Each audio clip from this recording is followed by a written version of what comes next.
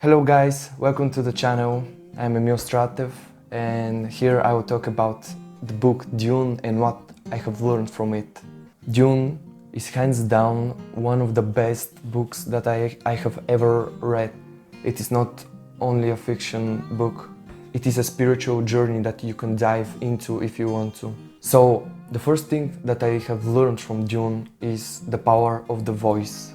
In the books, there is an organization of witches who are called the Bene Gesserit. They are trained to understand body language, to understand people behavior, to listen to the voice of the people and understand if there is truth in there or false. And with their voice, they can exert some power and influence the behavior of other people.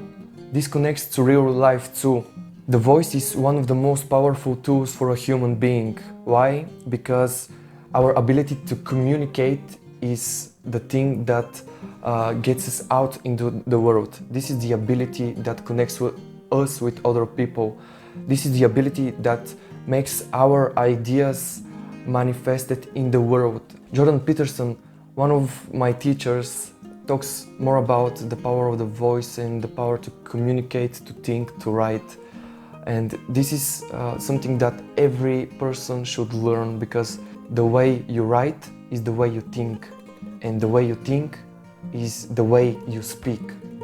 And if you can speak your message clearly, if you can influence other people with presentations or just negotiations, you have one of the most powerful things, and you're one step closer to becoming a Bene Gesserit. The second lesson that I learned is that long-term goals will give your life meaning. So let's get it back to the Bene Gesserit. The whole organization have started 10,000 years ago in the book, and it has one goal: to create the Kwisatz Haderach. So, spoiler alert, this is our protagonist, Paul Atreides. So what does that mean? That means that the whole purpose of thousands and thousands of witches for 10,000 years is to create one person. Imagine what kind of a vision you have to have a goal 10,000 years after now, after the present. For me, a goal in 10 or 20 years is a really long-term one, maybe for you too. So what is a 10 years goal next to a 10,000 years? This is something really to think about. The mystery of life isn't a problem to be solved, but a reality to experience. My whole life I have been trying to understand the meaning of my life, and at some point in my day or in my past couple of months, I have been pondering this thing, this question. And when I go back to Dune and this message, it speaks to a really deep part of me, because we all try to find meaning in our lives. It's a constant search. Who am I? What am I here to do? What is the purpose of my life? What should I do with my life? What should I work? And things like that. And what I have learned from this book is that our soul does not seek the answer of these questions. The question is the answer. So we need to experience our lives. Life is not something that has to be solved. It has to be experienced. And this is the meaning of life, to experience it fully in the present moment. A process cannot be understood by stopping it. Understanding must move with the flow of the process. This is a lesson that takes me back to my family constellations work and the therapy work that I have done. For a person to heal himself from trauma or something like that, he has to go through the traumatic experience again and to live past through it. So you can't get away from a trauma or from yourself. You can't get away from your past. The way forward is to be present in the experience, and sometimes this means to experience the past again, but this time to not block yourself from it, but to move through it. This is the same with inner work. When you feel a negative feeling, negative emotion, you have to go through it while being fully present. And this takes us to the next point. It is impossible to live in the past, difficult to live in the present, and impossible to live in the future.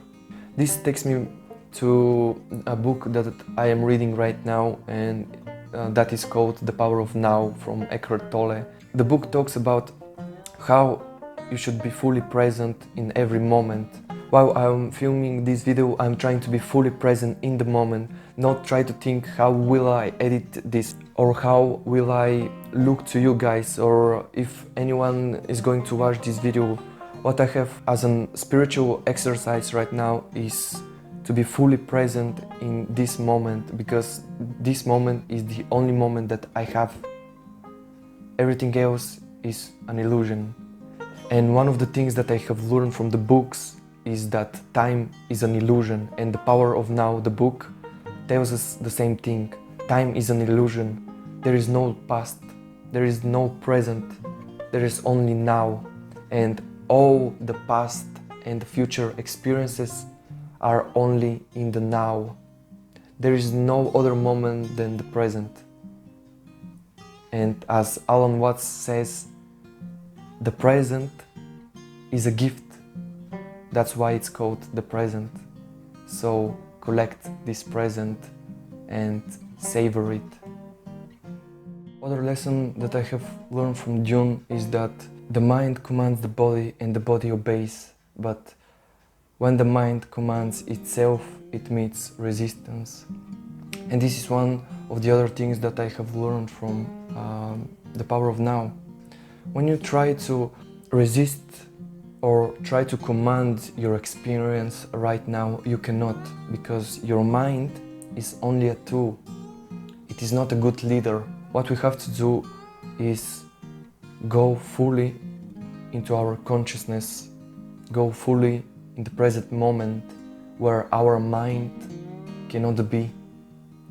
When we try to stop our thinking, if you have tried to meditate, you maybe have done that,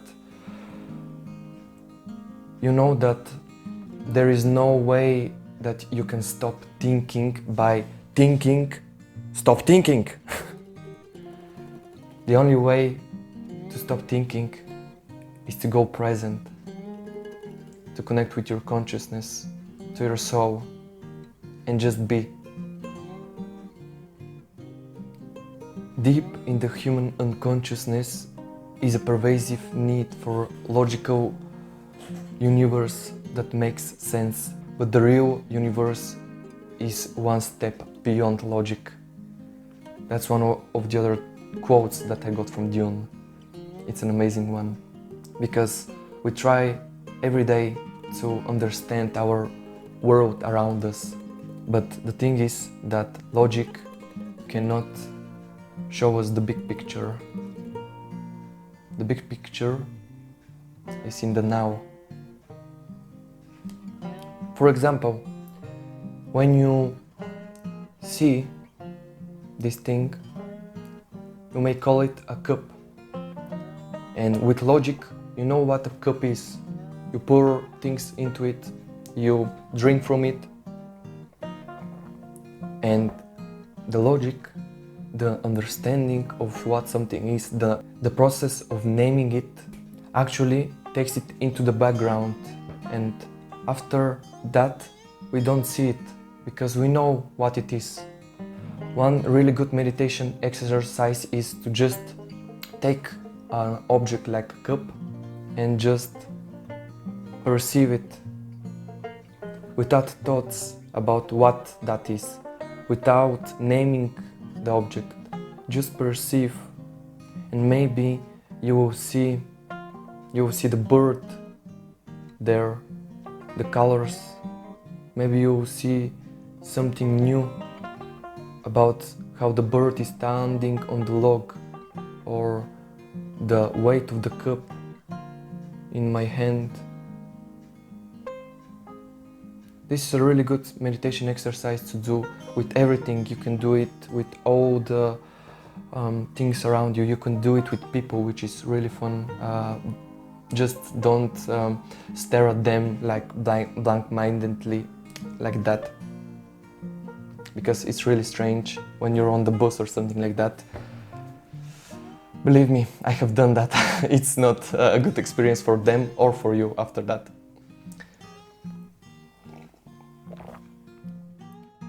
Speed is an instrument of the devil. In our modern society, we try to do everything fast, and the faster we do it, the more fulfilled we feel, the more good we feel about it. There is a whole productivity culture which I am actually a part of, because I love productivity, and in this channel you will see more productivity videos, but there is something else in the whole soup of personal development, and that is that sometimes speed is actually counterproductive. When you try to do something fast, a lot of the times you do it bad. You do it with bad quality. So as an ambitious person, I try to do everything fast, and I am trying to learn new knowledge, reading books or going to seminars to learn how to make things faster and more productive. And after years of doing that, I understood that personal and spiritual growth cannot be pushed, and it's not about speed, it's about quality. And it is not something that you can push yourself to do a lot. It is something that you grow yourself into. So you grow yourself into the person you're becoming. And of course, this has a lot to do with your mentality and the actions you do, but it also has to do with going a little bit slower, going back, going somewhere in nature, listening to the silence, silencing the mind to see what is in front of you and what is in you. What I wanted to do when I was a little younger, when I started personal development at age 14, is that I tried to grow really fast. What I learned from Dune and from other experiences in my life is that actually the easy path is the downhill path. It's the one that stagnates you. The easy path makes you lazy and stops your growth. It is the way to degenerate yourself, to go back to your comfort zone. And the last lesson that I learned from Dune is that knowledge is hollow when no action follows from it. What is the one thing that you will do with the knowledge that I just gave you? So what is the action that will follow from this video? For me, this will be to be fully present in the moment. So when I shoot videos, I will not think about and fear about how will I be perceived or something like that. I'll just be present and take fun from this process, because actually it's really fun and I really like doing this stuff. I'm just trying this new YouTube thing and I really like it. I hope you like it too, and it's something that is useful for you. So write in the comments how you will incorporate the knowledge that I just gave you in your lives and what action will follow from it. If you want to watch my latest video, just click here, and if you want to subscribe, click here. Thank you for watching and see you guys next time. Bye!